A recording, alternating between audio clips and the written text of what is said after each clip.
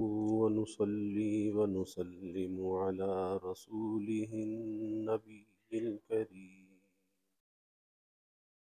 وعلى آله وأصحابه أجمعين. اللهم صل على سيدنا ومولانا محمد وعلى آل سيدنا ومولانا محمد وبارك وسلم صلاة وسلاما كثيرا كثيرا.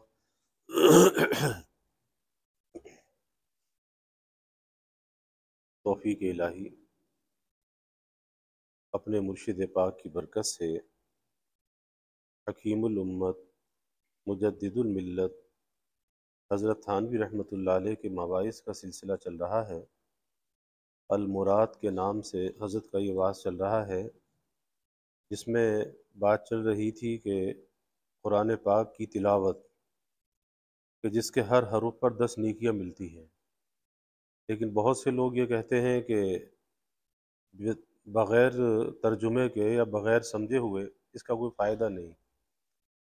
اس پر یہ بات چل رہی تھی کہ ایک تو ترجمہ خود نہیں دیکھنا چاہیے، اور پھر علماء کے مشورے سے کوئی تفسیر تجویز کرا کر سبقاً علماء سے پڑھنی چاہیے، اپنے طور پر لفظی ترجمہ نہیں دیکھنا چاہیے.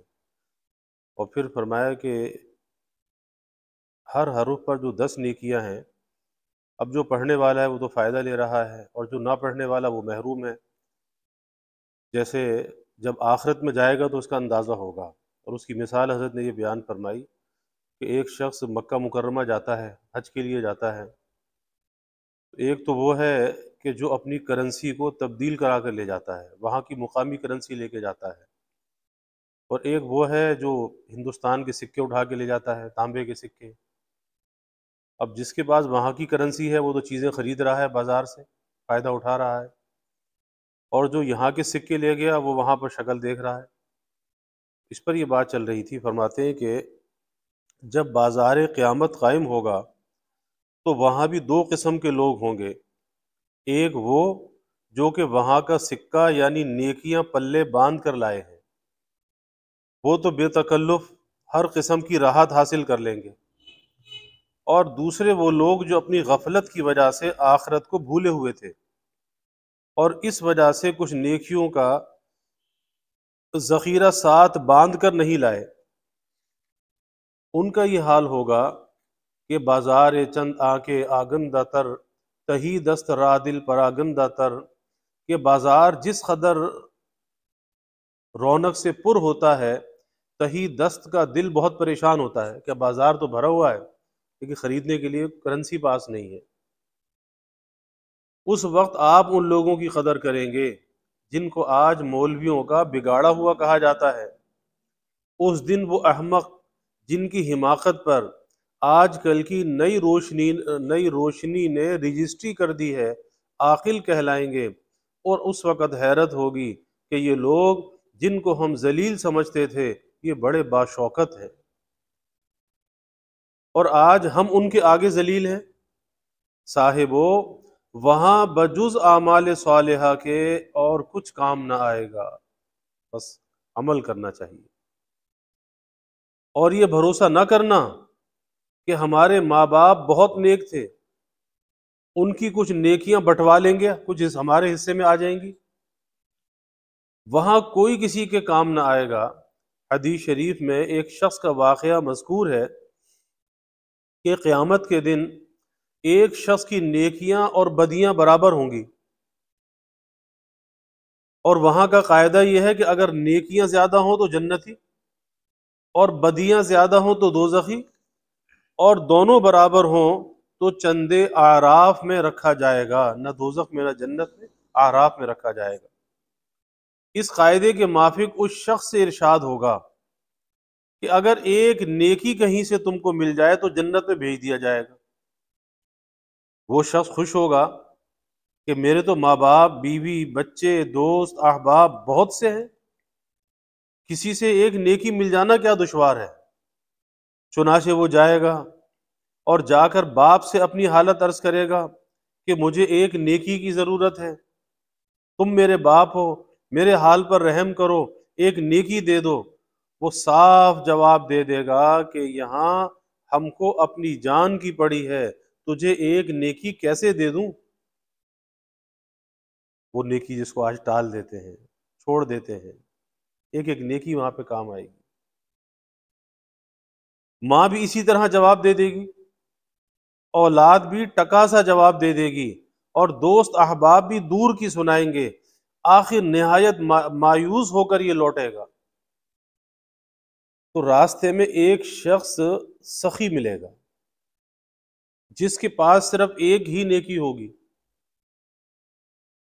وہ اس سے پوچھے گا کہ میاں کیوں پریشان پھر رہے ہو، کیا بات ہے؟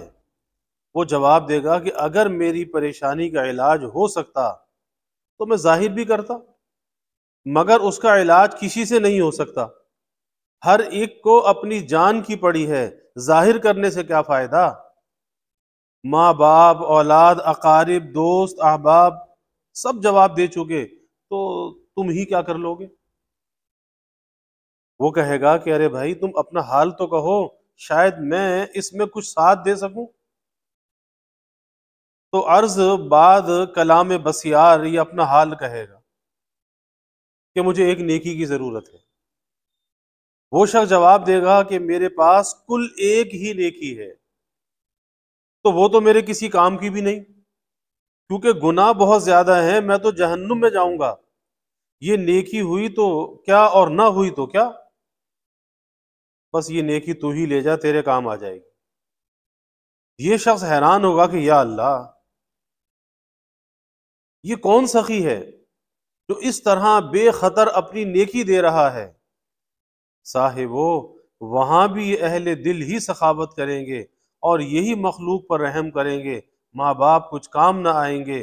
غرض یہ شخص خوش ہو کر وہ نیکی لے کر لوٹے گا اور دربار الہی میں پیش کر دے گا،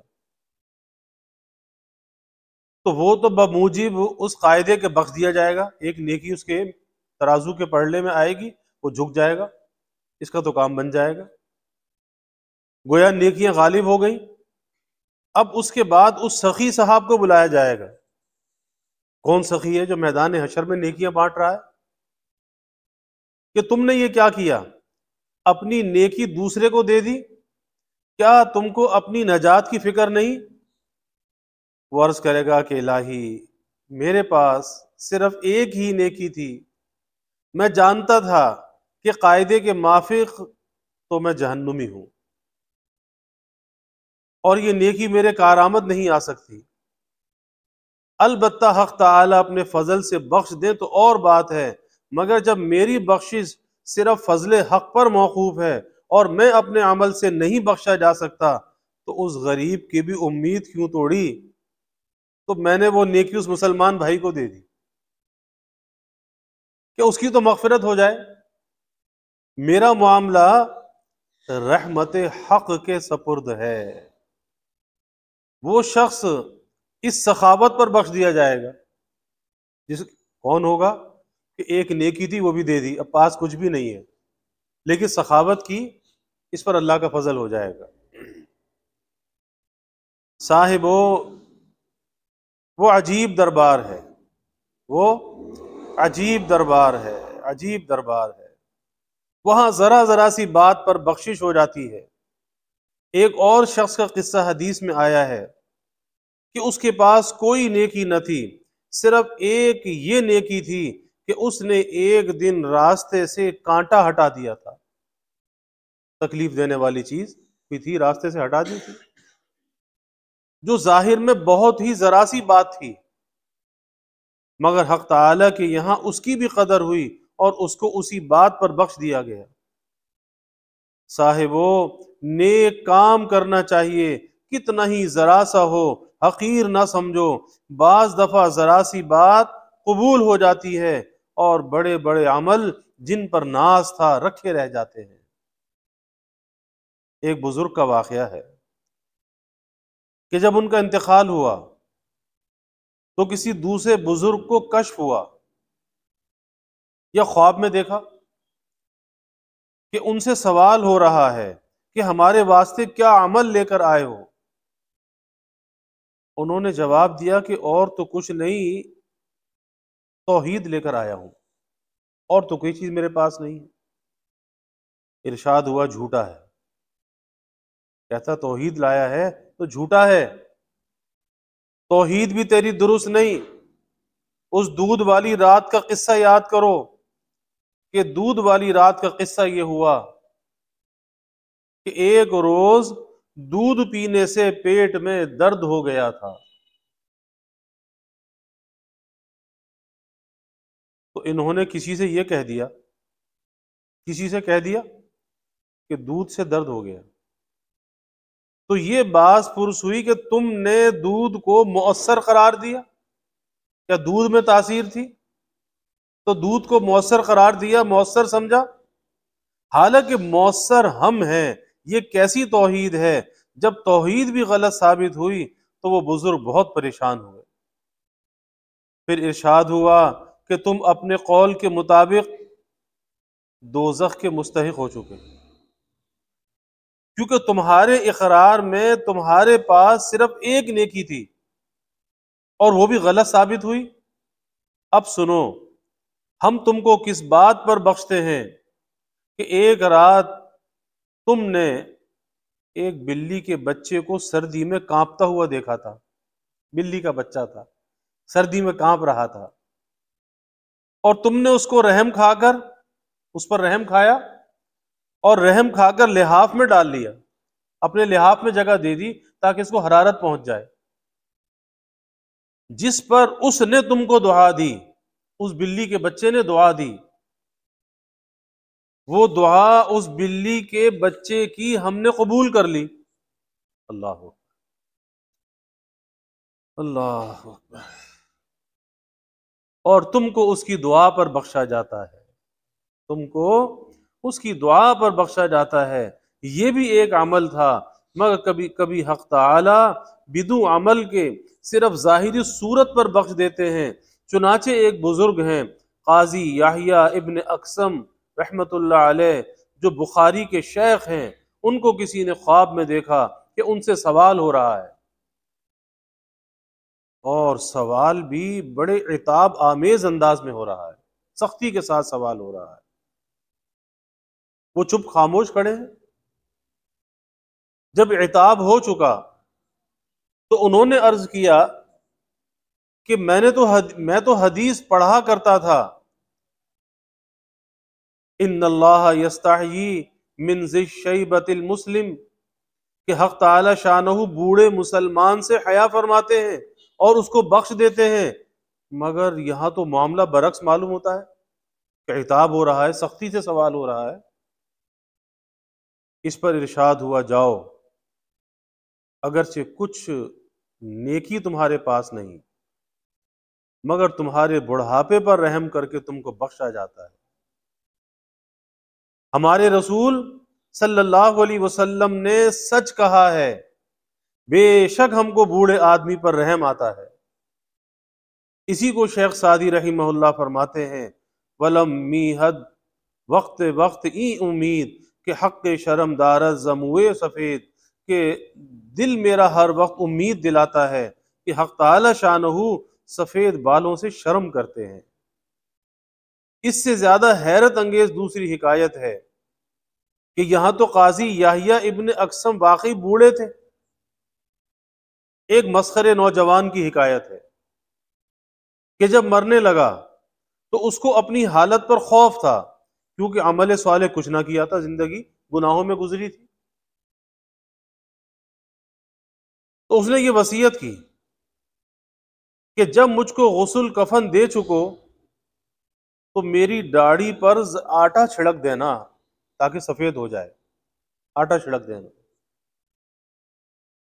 چنانچہ ورثہ نے وصیت پوری کر دی۔ اس کو کسی نے خواب میں دیکھا، اس سے سوال ہوا کہ تو نے یہ وصیت کیوں کی تھی؟ کسی نے خواب میں دیکھا، اس سے حال پوچھا، تو اللہ کے سامنے سوال ہوا کہ تو نے یہ وصیت کیوں کی تھی؟ اس نے عرض کیا کہ یا اللہ، میرے پاس عمل تو کچھ نہ تھا، اس لیے اپنی حالت پر اندیشہ تھا کہ سختی ہوگی، عذاب ہوگا، سزا ہوگی۔ اور میں نے یہ حدیث سنی تھی کہ خدا بوڑھے مسلمان سے شرماتا ہے، اور قسمت سے میں بوڑھا بھی نہ تھا اور نہ بوڑھا بننا اپنے اختیار میں تھا، تو میں نے یہ وصیت کی تھی کہ میرے بالوں کو آٹا لگا دینا کہ بوڑھوں کسی صورت تو ہو جائے، بوڑھوں کسی صورت تو ہو جائے۔ بس اتنی بات پر وہ شخص بخش دیا گیا۔ سچ کسی نے کہا، رحمت حق بہانہ می جویت، رحمت حق بہانہ می جویت، اللہ تعالیٰ کی رحمت بہانہ ڈھونڈتی ہے، اور سزا دینے کے لیے کسی بہانے کی ضرورت نہیں، سر سے پیر تک گناہوں میں غرق، جہاں سے چاہے پکڑ کے سزا دے دے۔ یہ تو حکایتیں اہل کشف کی ہیں جو خود حجت شرعیہ نہیں، مگر حدیث میں بھی تو ان کی اصل موجود ہے۔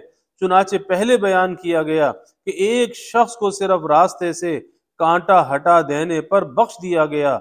جب ان کی اصل حدیث میں موجود ہے تو پھر ان کشفیات کو بھی تائید میں بیان کرنا صحیح ہوگا، کیونکہ کشف کا بھی حکم ہے کہ اگر قرآن و حدیث کے موافق ہو تو قبول ہے، ورنہ رد ہے۔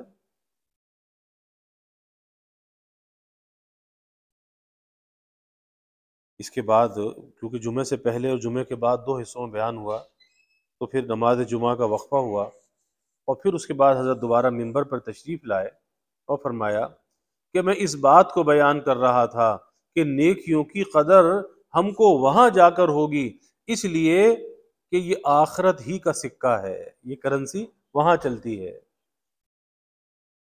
وہیں اس کا کارآمد ہونا معلوم ہوگا، نیکی کا کارآمد ہونا وہاں معلوم ہوگا۔ یہاں تو نیکیوں پر کوئی رقم نہیں ملتی، اس لیے لوگوں کو اس کی قدر نہیں ہوتی، مگر مرنے کے بعد سب کو قدر معلوم ہو جائے گی۔ اور میں نے احادیث سے اس بات کو ثابت کر دیا تھا کہ وہاں ذرا ذرا سی نیکی بھی کارآمد ہوگی جس کی آج ہم کو قدر نہیں ہوتی۔ اس سے ثابت ہوا کہ قرآن کو بے سمجھے ہوئے پڑھنا بھی بیکار نہیں ہے، کیونکہ اس کے ہر حرف پر 10 نیکیاں ملتی ہیں، تو یہ ایسی چیز بیکار کیوں کر ہو سکتی ہے؟ مگر اس کا یہ مطلب نہیں کہ صرف تلاوت کر لینا کافی ہے، فہم معانی کی ضرورت نہیں، ورنہ شاید کوئی حافظ صاحب خوش ہو جاتے کہ بس ہم مولویوں سے بھی بڑھ گئے۔ سو یہ خیال صحیح نہیں، کیونکہ اگرچہ الفاظ قرآن پر اس قدر ثواب ملتا ہے، مگر ظاہر ہے کہ مقصود صرف یہی ثواب الفاظ کا تو نہیں، بڑا مقصود وہی ہے کہ معنی سمجھ کر اس کے موافق عمل کرنا۔ اس تقریر سے معلوم ہو گیا کہ صرف ترجمہ بھی کافی نہیں جب تک کہ اس میں تدبر نہ ہو، کیونکہ سمجھنا یہی ہے جس پر اصل مقصود یعنی عمل موقوف ہے، تدبر کے ساتھ، گہرائی کے ساتھ۔ اسی طرح ان آیتوں کا مضمون بھی اگرچہ کان میں پڑا ہوا ہے، مگر جب تک کہ تدبر نہ ہو وہ سننا مفید نہیں۔ ترجمہ قرآن تو کفار بھی سمجھ جاتے تھے اور ہم سے زیادہ سمجھتے تھے، مگر ان کو کچھ نفع نہیں ہوا، کیونکہ اس میں تدبر انہوں نے نہیں کیا، کفار نے تدبر نہیں کیا۔ جس پر عمل مرتب ہوتا سرسری طور پر سنا گیا تھا، اس لیے اس مضمون کو اہتمام سے دوبارہ اس لیے بیان کیا جاتا ہے کہ اس میں تدبر کیا جائے اور اس کے موافق عمل کرنے کی کوشش کی جائے۔ اب وہ مضمون سنیے۔ ان آیتوں میں جن کو میں نے تلاوت کیا، ایک بہت بڑی چیز کا ذکر ہے، اگرچہ وہ بظاہر چھوٹی معلوم ہو، یعنی اس میں دنیا اور آخرت کے ساتھ راہ کو متعلق کرنے کا ثمرہ بتلایا گیا، اور دنیا کا ارادہ کیا جائے تو اس کا کیا ثمرہ ہے، اور آخرت کا ارادہ کیا جائے تو اس کا کیا نفع ہے، اور ہر ایک کو الگ الگ حق تعالی نے بیان فرمایا۔ غرض ان آیتوں میں ارادے کا ذکر ہے۔ اس امر کی تعیین کے بعد آپ کو معلوم ہو گیا ہوگا کہ واقعی یہ ایسی چیز ہے جس کو ہم بہت ہی معمولی اور سرسری سمجھتے ہیں، مگر یہ سرسری چیز ایسی ہے کہ جیسے گھڑی کی بال کمانی۔ ارادہ کیا ہے؟ گھڑی کی بال کمانی، کہ گھڑی کو چلانے والی چیز کیا ہے؟ بال کمانی، اور بال کمانی چھوٹی سی ہوتی ہے کہ دیکھنے میں تو ذرا سی چیز ہے، بال کمانی ذرا سی چھوٹی سی چیز ہے، مگر گھڑی کے چلنے کا دار و مدار اسی پر ہے، بال کمانی پر۔ اور وجہ اس بے قدری کی یہ ہے کہ ارادہ ایک موجود غیر حصی ہے، ارادہ موجود غیر حصی ہے، اس لیے ہم کو اس کی قدر نہیں، مگر واقع میں فکر و ارادہ وہ چیز ہے جس کے ترک کر دینے سے ہمارے سب حال بگڑ گئے، اور بہت سے اللہ والوں کے حالات و مقامات اس کی بدولت درست ہو گئے۔ صاحبو، ارادہ بہت بڑی چیز ہے، اس کو حقیر نہ سمجھا جائے۔ دنیا کے بھی سارے کام اسی کی بدولت چلتے ہیں کہ کوئی بھی کام کرتا ہے آدمی پہلے ارادہ کرتا ہے، بعد میں اس کی تکمیل ہوتی ہے۔ تو دنیا کے بھی سارے کام اس کی بدولت چلتے ہیں۔ یہ بہت بڑی قوت ہے جو انسان میں رکھی ہوئی ہے۔ ایک مثال سے آپ اس کو واضح طور پر سمجھ سکتے ہیں۔ فرض کیجئے کہ ایک شخص کو جاڑے کے موسم میں اس حالت میں کہ بارش بھی ہو رہی ہے اور سردی بہت ہو رہی ہے، گھر کے اندر بیٹھے بیٹھے پیاس معلوم ہوئی، اور پیاس بہت شدید معلوم ہوئی، مگر باوجہ تند ہوا کے باہر آنے کی ہمت نہیں ہوتی۔ سخت سردی، بارش، اب باہر کیسے جائے پانی پینے کے لیے، پیاس کے لیے؟ اس درمیان میں اس کے پاس حاکم کا حکم پہنچا کہ اسی وقت فلاں جگہ جو کہ شہر سے بہت فاصلے پر ہے، ہم سے آ کر ملو۔ اب غور کیجئے کہ یا تو یہ شخص اس سردی کی حالت میں اندر سے صحن تک بھی نہیں آ سکتا تھا پانی پینے کے لیے، اور پیاس بھی لگی تھی۔ اب وہ کون چیز ہے جو اس کو گھر کے اندر سے صحن تک اور صحن کے باہر اور وہاں سے شہر کے باہر کئی میل تک بارش اور سردی میں لے جاتی ہے؟ وہ صرف قوت ارادہ ہی ہے، وہ صرف قوت ارادہ ہی ہے۔ اس لیے اپنے قوت ارادہ کو بڑا مضبوط رکھنا چاہیے، اس کے اندر بے یقینی، تذبذب یہ نہیں ہونا چاہیے۔ اور جتنا ارادے کے اندر قوت ہوتی ہے اتنی اچھی انسان کامیابی حاصل کرتا ہے۔ تو وہ صرف قوت ارادہ ہی ہے کہ پہلے ارادہ نہ ہوا تھا، کیونکہ پیاس کوئی قوی محرک نہ تھی، اب ارادہ ہو گیا کیونکہ حکم حاکم بوجہ کسی قسم کی رغبت یا رہیت کے قوی محرک ہے کہ یا تو وہ کوئی انعام دے گا یا کوئی کام لے گا، کام بتائے گا، اور اگر نہیں گیا تو سزا بھی ہو سکتی ہے۔ تو ایک قوی محرک پیدا ہو گیا جس نے اندر سے تحریک دے دی اور وہ چل دیا، جس نے اس کی قوت ارادہ کو حرکت دے دی، اور یہ کمبل لے کر تمام مصائب کو برداشت کرتا ہوا حاکم تک جا پہنچا۔ اب ارادے کی قوت معلوم کر کے جانو کہ ارادہ فی نفسی ہی نہ کوئی بری شے ہے اور نہ اچھی، ارادہ نہ بری چیز ہے نہ اچھی، یہ اپنے حسن و قباح میں موقوف ہے کہ اپنے مضاف الیہ پر یعنی مراد پر اگر اچھے کام کا قصد کیا جائے تو وہ ارادہ عمدہ ہے، اور برے کام کا قصد کیا جائے تو وہ ارادہ برا ہے۔ ایک آدمی ارادہ کرے مسجد جانے کے لیے تو اچھا ارادہ ہے، اور ایک کسی گناہ کے لیے چلنے کا ارادہ کرے تو برا ارادہ ہے۔ تو ارادہ اپنی ذات میں نہ اچھا ہے نہ برا ہے، اب یہ اس کی نیت پر ہے، اس کے عمل پر ہے کہ کرتا کیا ہے۔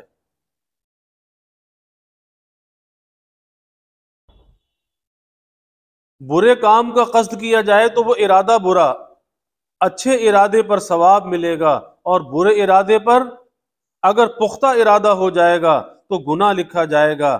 اس سے بھی ارادے کی عظمت معلوم ہو گئی، کیونکہ کسی عمل پر جزا و سزا بدون ارادے کے مرتب نہیں ہوتی، اور ارادے پر بدون عمل کے بھی گناہ و ثواب لکھا جاتا ہے۔ ارادہ ایسی چیز ہے، نیت یعنی ارادہ۔ اگر بدون ارادے کے کوئی گناہ بھول چوک سے ہو گیا تو وہ معاف ہے۔ حق تعالیٰ فرماتے ہیں ربنا لا تؤاخذنا ان نسینا او اخطأنا، یعنی بندوں کو تعلیم فرماتے ہیں کہ اس طرح دعا کیا کرو کہ یا اللہ ہم سے بھول چوک ہو جائے تو ہم سے مواخذہ نہ کیا جائے۔ اور حدیث میں وارد ہے کہ اواخر سورہ بقرہ کی دعا مقبول ہو گئی، یعنی بھول چوک پر مواخذہ نہ ہوگا۔ ایک حدیث میں اس کو صاف لفظوں میں بیان کیا گیا کہ میری امت سے خطا و نسیان معاف کر دیا گیا۔ اور بعض اعمال میں تو سب لوگ جانتے ہیں کہ بدون ارادے کے عمل معتبر نہیں ہوتا، مثلا نماز بدون نیت کے صحیح نہیں ہوتی، کہ سارا کام کر لے اور نماز کی نیت نہ کرے تو نماز نہیں ہوگی۔ نیت کا نام ہی تو ارادہ ہے، اگر بدون اس ارادے کے کوئی تمام دن نمازیں پڑھتا رہے تو سب فضول ہیں، اور اگر نیت کر کے 2 رکعت بھی پڑھ لے تو وہ صحیح ہے۔ ارادے ہی کی وجہ سے قتل خطا و عمد میں شریعت نے فرق کیا ہے کہ کیا بھول کر قتل ہو گیا یا جان کر قتل کیا۔ اگر قصدن کسی کو قتل کیا گیا تو اس میں گناہ بھی بہت زیادہ ہے، یہاں تک کہ بعض صحابہ کا خیال تھا کہ قتل عمد کے لیے توبہ بھی نہیں، اگرچہ جمہور نے اس کو رد کیا ہے، اور اس صورت میں قاتل پر قصاص بھی آیا ہے کہ مقتول کے عوض اس کو قتل کر دیا جائے، اور اگر خطا بھول چوک سے قتل ہو گیا اور قتل کا ارادہ نہ تھا، مثلا تیر شکار پر چلایا تھا، کسی آدمی کے لگ گیا اور وہ مر گیا، تو اس صورت میں گناہ بھی نہیں ہوتا، نہ قصاص آتا ہے، صرف دیت آتی ہے۔ نیز اگر کسی معصیت کا پختہ عزم کیا جائے تو گناہ فوراً لکھا جاتا ہے، اور اگر بدون ارادے کی غلطی اور خطا سے واقعی بھی گناہ ہو گیا تو کچھ بھی گناہ نہیں ہوتا، وہ معاف ہے۔ اور اس میں راز یہ ہے کہ ارادہ سبب غالب ہے، ارادہ سبب غالب ہے۔ ہلاکت کا تو اگر کوئی شخص بے قاعدہ بلا مشورہ طبیب خودکشی کی نیت سے سنکھیا تولہ بھر کھا لے تو چاہے بعد میں دست و قے کرا کر اس کی جان بچ بھی جائے، تب بھی اس کو گناہ خودکشی کا ہو گیا، کہ جان کر زہر لیا، خودکشی کا گناہ ہو گیا، کیونکہ اس نے تو کوئی کسر جان کے ہلاک کرنے میں نہ رکھی تھی، یہ اتفاقی بات تھی کہ وہ اس کے بعد بھی بچ گیا۔ اسی طرح جب کسی شخص نے پختہ ارادہ کر لیا کسی گناہ کا تو گویا اس نے اس کے کرنے میں کوئی کسر نہیں رکھی، کیونکہ عادت اللہ یوں ہی جاری ہے کہ پختہ ارادے کے بعد عمل ہو ہی جایا کرتا ہے، یوں کبھی اتفاقا نہ ہوا تو یہ نادر ہے، اور وَالنَّادِرُ كَالْمَعْدُومِ کہ نادر مثل معدوم کے ہے۔ اس لیے یہ شخص ارادہ پختہ کر لینے سے ایسے سبب کا مرتکب ہو گیا جو اکثر مفضی الی السبب، یعنی سبب کی طرف پہنچانے والا ہوتا ہے، اس لیے گناہ کا مستحق ہو گیا، نیت پر ارادے پر گناہ کا مستحق ہو گیا۔ اسی طرح کسی شخص نے نیک کام کا قصد کیا تو وہ ثواب کا مستحق ہو گیا، کیونکہ سبب کے بعد اکثر کام ہو جاتا ہے، کبھی نہ ہونا اتفاقی بات ہے، لہٰذا وہ مثل کام کرنے والے کے سمجھا جائے گا اور اس کو اس عمل کا ثواب مل جائے گا۔ اب معلوم ہوا کہ ارادہ کتنی بڑی چیز ہے، جو کہ عمل کے وجود کے لیے سبب غالب ہے،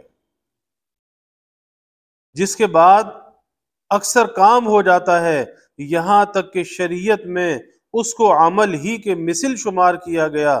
سو اس کی مسلمانوں میں آج کل بہت ہی کمی ہے، کہتے ہیں کہ فلاں کام ہم نے بہت ہی کرنا چاہا مگر نہیں ہوا، مگر میں بقسم کہتا ہوں کہ ان لوگوں نے اس کا ارادہ ہی نہیں کیا، صرف تمنا ہی تمنا کی۔ ارادہ اس کا نام ہے کہ جس اختیاری کام کا خیال کرے بس اسی کی دھن لگ جائے اور اپنی پوری کوشش اس میں صرف کر دے، یہ تو ہے ارادہ۔ اور وہ خالی تمنا ہے کہ بس یہ کام کر لوں کر لوں کر لوں، وہ تمنا ہے۔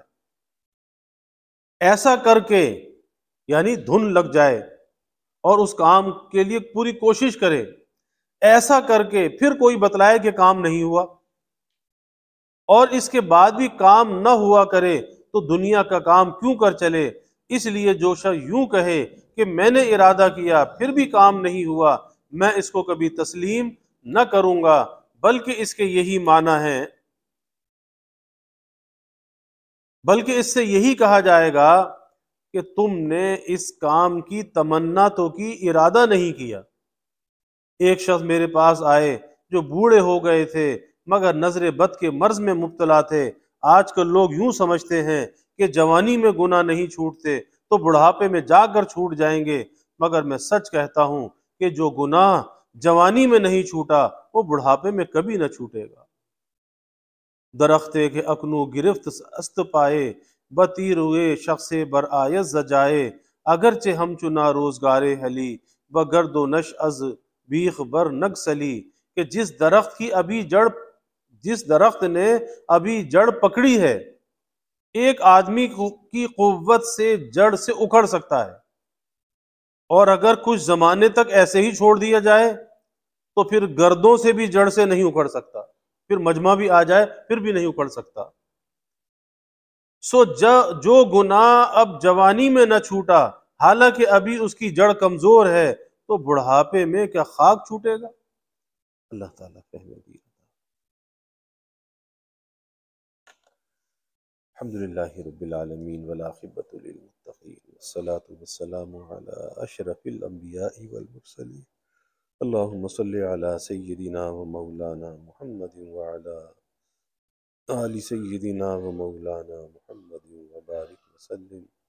ربنا آتنا فی الدنیا حسنہ وفی الآخرۃ حسنہ وقنا عذاب النار، ربنا اتمم لنا نورنا واغفر لنا انک علی کل شیء قدیر، اللہم ارنا الحق حقا وارزقنا اتباعہ وارنا الباطل باطلا وارزقنا اجتنابہ، اللہم انا نسألک العفو والعافیہ والمعافاة الدائمہ فی الدین والدنیا والآخرہ، والفوز بالجنہ والنجاة من النار، اللہم انا نسألک من خیر ما سألک منہ نبیک سیدنا محمد صلی اللہ علیہ وسلم، ونعوذ بک من شر ما استعاذک منہ نبیک سیدنا محمد صلی اللہ علیہ وسلم، وانت المستعان وعلیک البلاغ ولا حول ولا قوة الا باللہ، وجزا اللہ عنا محمدا صلی اللہ علیہ وسلم ما هو اہلہ، وصلی اللہ تعالی وسلم علی النبی الکریم، آمین برحمتہ۔